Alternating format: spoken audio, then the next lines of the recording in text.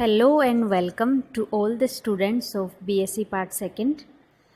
Dear students, हमारा chapter चल रहा था सर्कुलेटरी सिस्टम और इस चैप्टर में हमारा छोटा सा टॉपिक एक है जो बचा हुआ है। उस टॉपिक को अपन ने स्टार्ट भी किया था और आज का जो अपना टॉपिक है वो है regulation of body temperature and role of hypothalamus. हमने पहले भी पढ़ा था कि बॉडी टेम्परेचर को रेगुलेट करने में, इसको कंट्रोल करने में हाइपोथैलेमस की जो है इम्पॉर्टेंट इसकी भूमिका होती है। यह महत्वपूर्ण रोल प्ले करता है। मीन्स हमारा जो ब्रेन है उसमें जो हाइपोथैलेमस प्रेजेंट होता है वो हमारे बॉडी टेम्परेचर रेगुलेशन का कंट्रोल सेंटर होता है। मीन्स वो हमारी बॉडी के टेम्परेचर को कंट्रोल करता है। तो आज हम इसी हाइपोथैलेमस की कंट्रोल मैकेनिज़्म के बारे में पढ़ते हैं। हमारी बॉडी के ऊपर, हमारी स्किन के ऊपर बहुत सारे वार्म रिसेप्टर्स और कोल्ड रिसेप्टर्स प्रेजेंट होते हैं।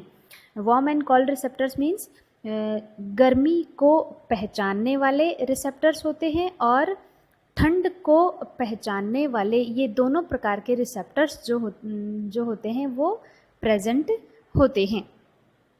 और हमने ये पहले भी पढ़ लिया था, हमारी बॉडी का टेम्परेचर 37 डिग्री सेल्सियस के नियर अबाउट ये रहता है और इसको इतना टेम्परेचर रखने में हाइपोथैलेमस जो है वो भूमिका निभाता है। अब हम देखते हैं कि हाइपोथैलेमस जो है वो कैसे बॉडी टेम्परेचर को रेगुलेट करता है।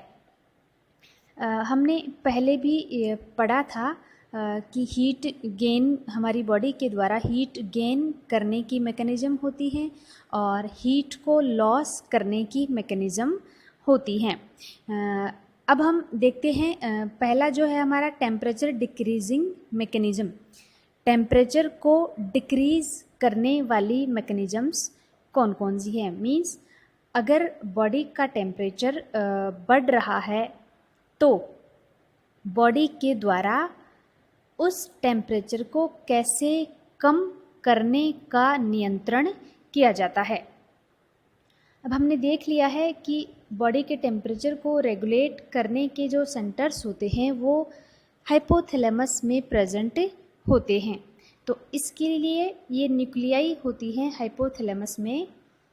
ये देखिए आप यहाँ हाइपोथैलेमस में ये न्यूक्लियाई होती हैं pre optic anterior hypothalamic nuclei. ये जो न्यूक्लियाई प्रेजेंट होती हैं ये हाइपोथैलेमस के द्वारा रिकग्निशन का काम करती हैं।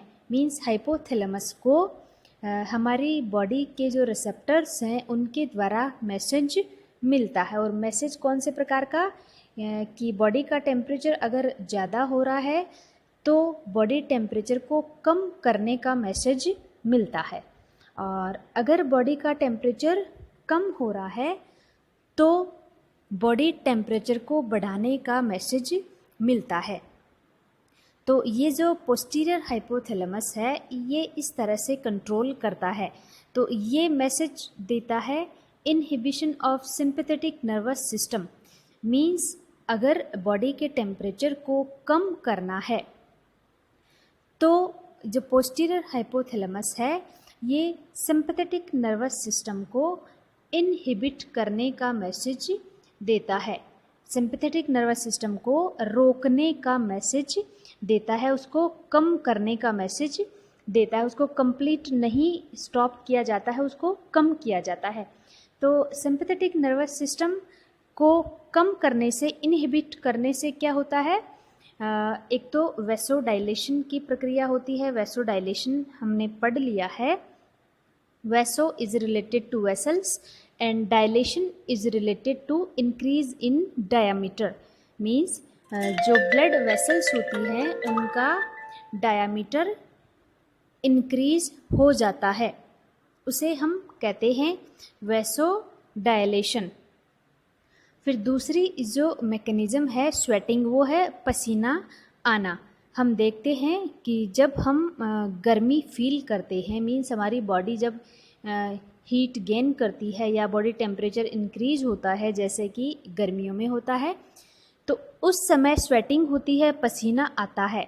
तो वो जो स्वेटिंग की प्रक्रिया है वो भी हीट को लॉस करने की, या फिर हम यूँ कह सकते हैं टेम्परेचर को कम करने की एक मैकेनिज़्म होती है, और ये मैकेनिज़्म भी हम पहले पढ़ चुके हैं।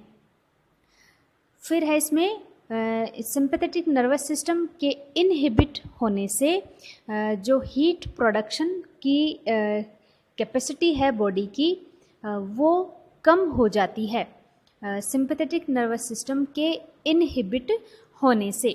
और ये जो तीनों प्रोसेस हैं, वैसोडायलेशन, sweating and decrease in thermogenesis. Thermogenesis का मतलब होता है ऊष्मा का उत्पादन होना। तो ऊष्मा का उत्पादन भी कम होने लगता है। अब ऊष्मा का उत्पादन कम होने लगेगा, बॉडी में स्वेटिंग हो रही है और वैसोडायलेशन हो रहा है। वैसोडायलेशन हम पहले भी पढ़ चुके हैं, increase in diameter of blood vessels, और ब्लड वेसल्स का डायमीटर बढ़ने से जो हीट का प्रोडक्शन होता है वो बॉडी टू आउटर एरिया ज़्यादा होने लगता है, क्योंकि उनका डायमीटर बढ़ जाता है, उनका व्यास बढ़ जाता है, तो ज़्यादा ऊष्मा का ह्रास होता है बॉडी के द्वारा। तो इन तीनों मैकेनिज़म्स के द्वारा जो बॉडी टेम्परेचर है वो नॉर्मल स्टेट में आ जाता है, और नॉर्मल स्टेट हम जानते हैं वो है 37 डिग्री सेल्सियस। तो इस तरह से जो पोस्टीरियर हाइपोथैलेमस है उसने बॉडी टेम्परेचर को कम किया है इन मैकेनिज़म्स के द्वारा। फिर यहाँ पर ये नॉर्मल बॉडी टेम्परेचर सेट हो गया है। फिर अगर फिर से बॉडी टेम्परेचर इंक्रीज होता है, जैसा कि यहाँ शो किया गया है फ्लो चार्ट में, इंक्रीज इन बॉडी टेम्परेचर, अगर फिर से बॉडी टेम्परेचर बढ़ने लगता है तो क्या होता है, जो स्किन के वार्मथ रिसेप्टर्स होते हैं, जो गर्मी को पहचानने वाले जो रिसेप्टर्स होते हैं वो फिर से एक्टिवेट हो जाते हैं, वो स्टिमुलेट हो जाते हैं, उत्तेजित हो जाते हैं। तो उनके उत्तेजित होने से क्या होता है, जो pre optic anterior hypothalamic nuclei हैं वो पोस्टीरियर हाइपोथैलेमस में मैसेज देती हैं, फिर से वही फ्लो चार्ट स्टार्ट हो जाता है। तो इस तरह से जो हाइपोथैलेमस है वो बॉडी के टेम्परेचर को कम करने में हेल्प करता है। फिर इसकी जो नेक्स्ट मैकेनिज़्म हम पढ़ते हैं वो जस्ट इसकी रिवर्स है, जस्ट इसकी ऑपोजिट है। मीन्स अगर बॉडी का टेम्परेचर कम है तो कौन सी ऐसी मैकेनिज़म्स हैं जो टेम्परेचर को इंक्रीज करने में मदद करती हैं। Temperature increasing mechanisms when the body is too cold, जब बॉडी बहुत ज़्यादा ठंडी होती है तो उसको गर्म कैसे किया जाता है, उसमें टेम्परेचर इंक्रीज कैसे किया जाता है, या फिर हीट का प्रोडक्शन कैसे बढ़ाया जाता है। जैसे कि हमें सर्दियों में आवश्यकता होती है बॉडी टेम्परेचर को ज़्यादा रखने की, क्योंकि सर्दियों में टेम्परेचर बहुत कम होता है एनवायरमेंटल टेम्परेचर, तो हमारी बॉडी भी ठंडी होती है, इसलिए हमें बॉडी को गर्म रखना होता है, क्योंकि हम क्या हैं, वार्म ब्लडेड एनिमल हैं, गर्म रुधिर वाले एनिमल हैं, तो हमें बॉडी का टेम्परेचर कांस्टेंट रखना होता है, दैट इज़ 37 डिग्री सेल्सियस हमें रखना होता है। तो बॉडी को गर्म करने के लिए भी हाइपोथैलेमस जो है वो कंट्रोल करता है टेम्परेचर को इंक्रीज करने में मदद करता है। तो इसमें भी क्या होता है, जब एनवायरनमेंट में टेम्परेचर कम है तो क्या होता है, जो कोल्ड रिसेप्टर्स होते हैं, ये cold receptors from the skin are stimulated, skin पर जो कोल्ड रिसेप्टर्स प्रेजेंट हैं वो स्टिमुलेट हो जाते हैं, उत्तेजित हो जाते हैं। वो उत्तेजित होंगे तो मैसेज देंगे ये हाइपोथैलेमिक न्यूक्लियाई में, जहाँ से मैसेज जाता है पोस्टीरियर हाइपोथैलेमस में। फिर ये जो पोस्टीरियर हाइपोथैलेमस है ये सिंपैथेटिक नर्वस सिस्टम को स्टिमुलेट करता है, जैसा कि हमने अभी पिछले वाली मैकेनिज्म में देखा कि जो सिंपैथेटिक नर्वस सिस्टम है उसको इनहिबिट किया जाता है, उसको कम किया जाता है, उसको संदमित किया जाता है। लेकिन जब हमें बॉडी का टेम्परेचर बढ़ाना होता है तो सिंपैथेटिक नर्वस सिस्टम को भी स्टिमुलेट करना होता है, सिंपैथेटिक नर्वस सिस्टम को भी उत्तेजित करना होता है। तो जब सिंपैथेटिक नर्वस सिस्टम उत्तेजित होता है तो क्या क्या मैकेनिज्म्स बॉडी के द्वारा होती हैं। तो इसमें जस्ट जो पिछली वाली मैकेनिज्म्स हैं उनकी जस्ट रिवर्स इसमें मैकेनिज्म्स बॉडी के द्वारा की जाती हैं, जैसा कि vaso constriction throughout the body. Vaso constriction ये भी हम पढ़ चुके हैं। वेसल्स के डायमीटर को कम किया जाता है ताकि जो हीट है वो बाहर बॉडी से बाहर ना रिलीज़ हो सके। फिर दूसरी एक और मैकेनिज्म है जो हमने सबने फील भी की है, उस मैकेनिज्म का नाम है पाइलोरेक्शन। पाइलोरेक्शन मीन्स जो बॉडी हमारी बॉडी में छोटे छोटे हेयर प्रेजेंट होते हैं थ्रू आउट आवर बॉडी। रोम के समान संरचनाएं मैमल्स की बॉडी के ऊपर प्रेजेंट होती हैं। तो आपने भी देखा होगा ठंड में जब बहुत ज़्यादा ठंड होती है तो वो जो हेयर हैं वो बिल्कुल स्ट्रेट एकदम से, उन्हें हम कहते हैं कि वो खड़े हो जाते हैं। इट मीन्स कि हमारी जो बॉडी है वो टेम्परेचर को इंक्रीज़ करने की मैकेनिज़्म बॉडी के द्वारा की जा रही है।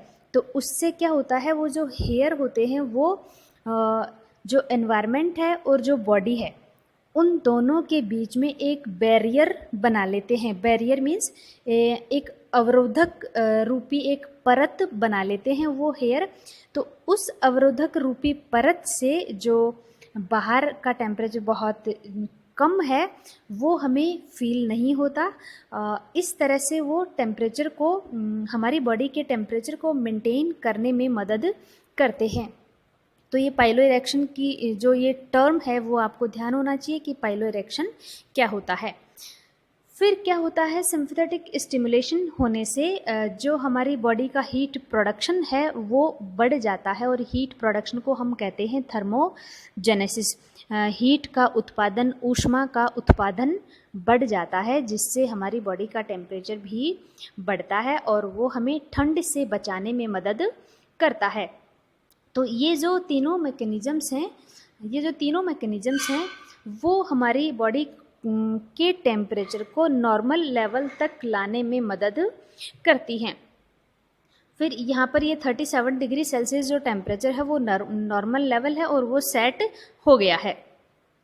अब इस बॉडी को अगर फिर से decrease in body temperature means अगर फिर से हम ठंड वाले एनवायरनमेंट में जाएं और फिर से बॉडी का टेम्परेचर कम होने लगे तो हमारी बॉडी के जो कॉल रिसेप्टर्स हैं वो स्टिमुलेट हो जाएंगे। ये यहाँ पर फिर से हमारा जो फ्लो चार्ट है वो यहाँ पर स्टार्ट हो जाता है, स्टिमुलेट हो जाएंगे और ये जो स्टिमुलेशन का जो मैसेज है वो हाइपोथैलेमस तक जाता है। हाइपोथैलेमस से फिर से ये सिंपैथेटिक स्टिमुलेशन हो जाता है और फिर से ये फ्लो चार्ट जो है ऐसे चलता रहता है। तो इस तरह से हमने देखा कि जो हाइपोथैलेमस है हमारा वो बहुत ही इम्पोर्टेंट रोल प्ले करता है जब हमें हीट की आवश्यकता हो और जब हमें हीट को रिलीज़ करना हो। यानी हम यूँ कह सकते हैं कि जब टेम्परेचर को कम करना हो या फिर जब बॉडी के टेम्परेचर को बढ़ाना हो, दोनों ही कंडीशन में हाइपोथैलेमस जो है वो इम्पोर्टेंट रोल प्ले करता है। आपके शॉर्ट आंसर टाइप में ये भी क्वेश्चन आ सकता है